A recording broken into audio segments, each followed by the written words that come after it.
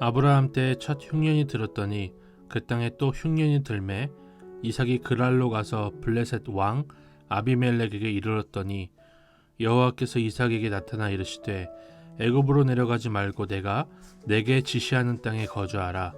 이 땅에 거류하면 내가 너와 함께 있어 내게 복을 주고 내가 이 모든 땅을 너와 내 자손에게 주리라. 내가 내 아버지 아브라함에게 맹세한 것을 이루어 내 자손을 하늘의 별과 같이 번성하게 하며 이 모든 땅을 내 자손에게 주리니 내 자손으로 말미암아 천하 만민이 복을 받으리라.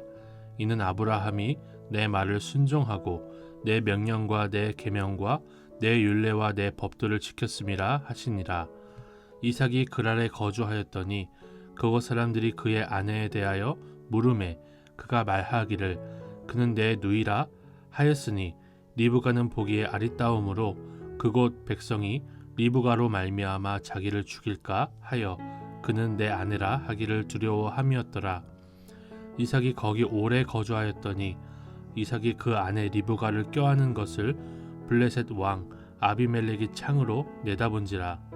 이에 아비멜렉이 이삭을 불러 이르되 그가 분명히 내 아내거늘 어찌 내 누이라 하였느냐. 이삭이 그에게 대답하되 내 생각에 그로 말미암아 내가 죽게 될까 두려워하였음이로라. 아비멜렉이 이르되 내가 어찌 우리에게 이렇게 행하였느냐. 백성 중 하나가 내 아내와 동침할 뻔 하였도다. 내가 죄를 우리에게 입혔으리라. 아비멜렉이 이에 모든 백성에게 명하여 이르되 이 사람이나 그의 아내를 범하는 자는 죽이리라 하였더라. 이삭이 그 땅에서 농사하여 그 해에 100배나 얻었고 여호와께서 복을 주심으로 그 사람이 창대하고 왕성하여 마침내 거부가 되어 양과 소가 떼를 이루고 종이 심이 많으므로 블레셋 사람이 그를 시기하여 그 아버지 아브라함 때에 그 아버지의 종들이 판 모든 우물을 막고 흙으로 메웠더라. 아비멜렉이 이삭에게 이르되 내가 우리보다 크게 강성하였은즉 우리를 떠나라. 저는 오늘 본문의 말씀을 묵상을 하면서 아브라함, 그러니까 이삭의 아버지가 하나님의 말씀에 순종하고 하나님의 명령과 계명과 율례와 법들을 지켰기 때문에 이삭이 이런 복을 약속받는 모습을 생각해 볼 수 있었습니다.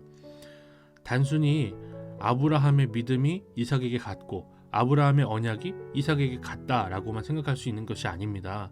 왜냐하면 우리는 앞서 아브라함이 그두라라고 하는 후처를 통해서 낳았던 많은 아들들, 그리고 하갈이라는 종을 통해서 낳았던 이스마엘의 자녀들을 생각해 볼 수 있었습니다.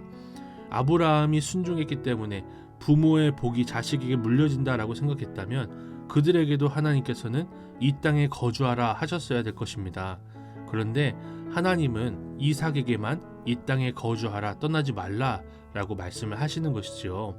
저는 이 말씀을 묵상하면서 하나님이 주시는 복은요, 부모가 자식에게 물려주는 유산이 아니라 오직 하나님이 은혜로만 주시는 것이라는 것을 생각해 볼 수 있었습니다. 누군가의 자녀이기 때문에 마땅히 받는 것이 아니라 오직 주의 은혜로만 각 사람이 받아 누리는 것이죠. 이제 예수 그리스도에 순종하시며 율법을 다 지키신 것으로 하나님의 복을 받는 우리는 당연하지 않은 복을 은혜로 누리는 삶을 살고 있습니다. 교회가 오랜 세월을 지나면서 할아버지의 자녀의 자녀의 자녀들이 대를 이어서 한 교회를 출석하는 경우를 많이 볼 수가 있습니다. 그러나 그렇게 세대를 걸쳐오고 나서 교회가 더 성장하기보다 오히려 가족 중심으로 똘똘 뭉쳐서 내가 알고 내가 생각했던 것대로만 신앙생활하는 모습을 적지 않게 볼 수가 있었어요. 정말 하나님 앞에 겸손하게 원합니다. 몇 대를 걸쳐서 주님을 믿는 것은 우리가 당연히 누려야 될 것이 아니라 주님께서 주신 큰 축복이라는 것을 알고 주님이 그런 복을 주셨을 때에 더 겸손하고 더 낮출 줄 아는 우리 교회들이 다 되기를 간절히 소망해 볼 수 있었습니다.